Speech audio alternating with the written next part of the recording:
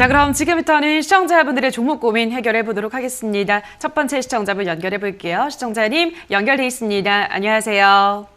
안녕하세요. 네, 반갑습니다. 어떤 종목 고민이세요? 엣지노믹스 랩지노믹스 매수가랑 비중은요? 28,000원에 15%. 네, 28,000원에 15%. 알겠습니다. 랩지노믹스도 뭐 쭉 떨어지다가 오랜만에 좀 이 진단키트 쪽에서 다 같이 상승세가 나와주고 있는데 어떻게 보세요, 멘토님? 저는 진단키트는 장기 투자로 나쁘지 않다 생각을 합니다. 네. 항상 말씀드리지만은 한때 너무 과한 급등으로 인해서 지금은 너무 많이 빠져 있는 건 현실이에요. 왜냐하면 많이 올라갔으면 많이 빠지는 게 맞는 거거든요.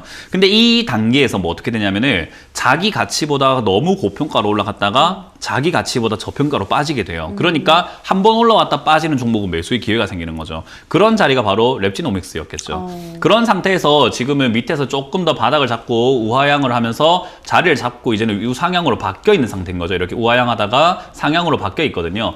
근데 저는 랩지노믹스와 뭐 수젠텍, 시젠 이런 등등 뭐 진단키트 관련주들은 앞으로 계속 필요하다라고 이야기를 하고 싶어요. 왜냐하면 코로나가 걸렸는지 안 걸렸는지를 알기 위해서는 진단키트가 필요할 수밖에 없는 거잖아요. 그러니까 백신은요, 다 맞고 나면은 굳이 맞을 필요가 있나 하기 때문에 또 백신 회사에서는 팔기 위해서 3차, 4차 맞아야 된다 이럴 수 있지만 진단키트는 또 확인해야 됩니다. 이럴 필요가 없어요. 그냥 나 코로나인 것 같은데 확인해볼까? 코로나인 것 같은데 확인해볼까? 한 사람이 여러 번 쓸 수도 있는 거예요. 그렇기 때문에 매출로만 따진다면 진단키트 관련주들은요, 저는 앞으로 우상향할 수밖에 없다라고 생각이 들고 코로나가 뭐 단숨에 뭐 올해 바로 끝날 것 같다는 생각은 저는 잘 하진 않습니다. 그럼에도 불구하고 역시나 내년, 내후년까지 이렇게 몰고 간다면은 주가는 계속 올라갈 가능성이 높은 거예요. 어찌됐든 그런 상황에서 지금 28,000원 같은 경우는요, 비싼 가격은 아닙니다. 주가가 변동이 지금 계속 왔다 갔다 위아래 움직이고 있는데 이 위아래 변동에서 비싼 것도 아니고 그렇게 싼 편도 아닌 그냥 어정쩡한 가격일 뿐인 거예요. 그래서 지금 떨어져 있을 때 손실이 크다라고 생각할 수 있는데 저는 그렇지는 않다 생각이 들고요. 그냥 보유하시면은 4만 원까지 올라갈 수 있는 가능성이 높으니 그냥 보유하는 게 훨씬 더 낫다라고 말씀드리고 싶어요. 이제 여기서 어떤 분들은 그래요. 여기서 개인 투자자들이 하지 말아야 할 욕심이 있습니다. 그러면 4만 원까지 올라간다는 거야? 지금 주가매수 해라는 거야? 주가매수 할까요? 이런 질문 많이 하는데 제발 그런 것 좀 하지 마세요. 이미 들고 간 걸로도 됩니다. 추가매수 안 해도 괜찮아요. 수익은 나니까요. 여기서 추가매수 하게 되면 뭐가 문제냐면 혹여나 더 떨어졌을 때 추가매수 할 기회를 놓치게 되는 거예요. 괜히 여기서 섣불리 했기 때문에요. 이해가 되나요? 예. 그러니까 지금은 자연스럽게 움직일 수 있는 자리까지 빠져 있으니까 내가 많이 물려 있어요는 내가 어정쩡한 자리에 샀기 때문이고 그럼에도 불구하고 지금 매수 가격은 수익을 낼 수 있는 자리니까 추가 매수할 필요는 없다. 그러나 여기서 만약 22,000원 깨고 내려가 준다면은 다시 또 저평가 구간 들어가게 되는 건데 15,000원대 가깝게 추가 매수하는 것이 훨씬 나으니 지금은 추가 매수 없이 가져가서 15,000원대 추가 매수를 해가지고 올라갈 때 득보면서 조금 긴 호흡으로 가져가자라는 조언을 드려보도록 하겠습니다. 예. 앞으로 계속 홀딩하겠습니다. 네, 고맙습니다. 예. 네, 다음 전화 받아볼게요. 시청자님 연결돼 있습니다. 안녕하세요. 네, 안녕하세요. 네, 반갑습니다. 어떤 네. 종목 도와드릴까요? 네이처셀요. 예, 네이처셀 매수가랑 네. 비중은요? 매수가는 17,000원이고요. 비중은 한 30% 됩니다. 네, 17,000원에 30%. 매수하신 지는 네. 어느 정도 되셨어요? 확실히 잘 모르겠는데 좀 됐어요. 그렇게 확보로 오래되셨어요. 되진 않. 네네. 예, 알겠습니다. 지금 가격이 딱 17,000원이거든요, 멘토님. 네. 네이처셀 어떻게 보시나요? 네이처셀과 같은 이런 기업들은요, 어떻게 상담을 해도 욕을 먹어요. 제가 욕을 먹어요. 네. 뭐 상담하는 사람이 욕을 먹을 수밖에 없어요. 왜냐하면 저는 지금 네이처셀 팔라고 매도 의견을 드릴 거예요. 근데 어떤 사람들은 그렇게 생각을 해요. 왜 팔아라 하지? 나중에 시간이 지나서 올라가면은 제가 팔아라 해서 내가 수익을 못 냈어 이러거든요. 근데 여기서 주가가 떨어지면 어떠냐면은 제가 잘 팔아라 했구나 그렇게 생각을 해요. 근데 저는 왜 매도해라 하냐면요, 네이처셀이 좋고 나쁨이 아니에요. 이 기업은 좋아서 올라가는 기업도 아니고요, 나빠서 떨어질 기업도 아니에요. 일단 네이처셀이라고 하는 이 기업은요, 일단은 그 재료가 있어야 돼요. 뭐 줄기세포 이야기 나오든지 뭐 약에 대한 이야기 갑자기 뉴스가 하나 땅 터져야 되거든요. 네. 근데 있을지 없을지 압니까? 모르죠. 그러니까요. 우리가 오늘 이번 주에 로또가 당첨될 거라 생각하고 갑자기 뭐 돈을 질러버리고 오늘 백화점 가가지고 명품 다 질러버리고 하는 사람 없잖아요. 그쵸. 당첨될 거야 이렇게 생각하는 사람 없잖아요. 지금 이게 딱 그래요. 지금 여기에 투자하신 분들은요, 무조건 될 거야 하고 들어가신 거거든요.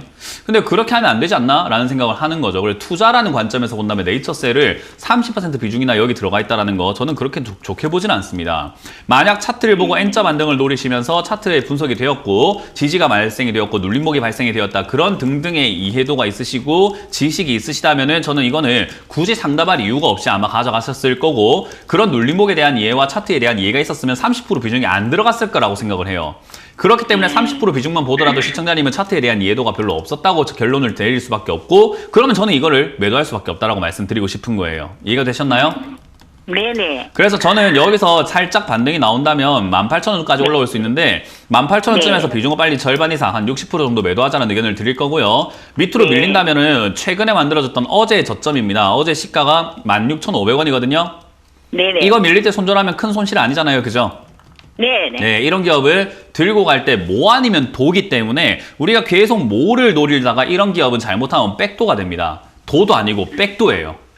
네. 오히려 정말로 크게 다칠 수 있기 때문에 저는 이런 거는 들고 가지 말자. 18,000원에 가깝게 60% 매도 의견 드리고요. 지금 네네. 16,500원이 밀리면 전량 손절하셔가지고 조금 더 네. 탄탄한 기업, 이런 제약 바이오 하지 마시고 탄탄한 기업 네. 쪽으로 가면서 실적이 잘 나오는데 저점에 있는 그런 종목을 잡아놓는 것이 두 다리 쭉 뻗고 주무시기엔 좋습니다. 네. 이런 기업 하지 마세요. 네네. 감사합니다. 네, 다음 전화 받아볼게요. 시청자님 연결돼 있습니다. 안녕하세요. 네, 안녕하세요. 네, 반갑습니다. 어떤 종목 고민이세요? 여기 HDC요. HDC, 예, 매수가랑 비중은요? 12,800원에 비중이 10%입니다. 12,800원에 10%. 네, 진짜 뭐 HDC는 이거야말로 정말 그 누구도 예측할 수 없는 대형 악재이기 때문에 어떻게 지금부터는 해결하면 좋을까요? 그냥 기다리시면 돼요. 네, HDC랑 HDC 현대 산업개발 뭐 이런 거 이제 전화가 많이 오게 될 겁니다. 네. 뭐 자꾸 이렇게 물려 있으니까 뭐 폭락을 했으니까 전화가 올 텐데 따지고 본다면 오스템 임플란트보다는 훨씬 낫죠. 상황을 따져 본다면요. 뭐 굳이 비교를 하자면 오스템 임플란트 주주분들께 정말 죄송합니다만은 그거는 예상치 못한 도둑을 맞은 거잖아요. 안에 있는 네. 돈을 누가 훔쳐간 거예요. 근데 얘는요. 하고 있는 업에 있어가지고의 문제가 생긴 거잖아요. 그러니까 우리 차로 친다면 불량품 생긴 정도. 그러니까 불량품이 생겼으니까 리콜해야 된다라는 정도 이렇게 사태 수습인 거고 반대쪽은 아예 그냥 다 털려버린 거잖아요. 그러니까 악재로 따진다면은 훨씬 더 큰 악재를 맞은 게 오스테미 쪽인 거죠. 근데 HDC 같은 경우는 악재는 맞아요. 어쨌든 부실이 되었고 그것 때문에 문제가 생겼고 보상도 해야 될지도 모르고 그걸로 인해서 앞으로 사업 수주를 따는 데 있어가지고 제약이 걸릴지도 모르는 거고 엄청 걸리죠. 여러 가지가 문제가 생길 수는 있습니다만은 HDC라고 하는 이 기업은요 우리가 흔히 말하는 동네 구멍가게는 아닙니다.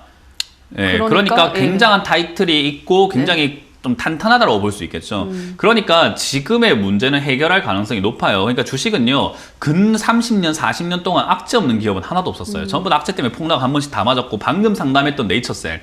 네이처셀 같은 경우도 지금 차트를 한번 보여드린다면요.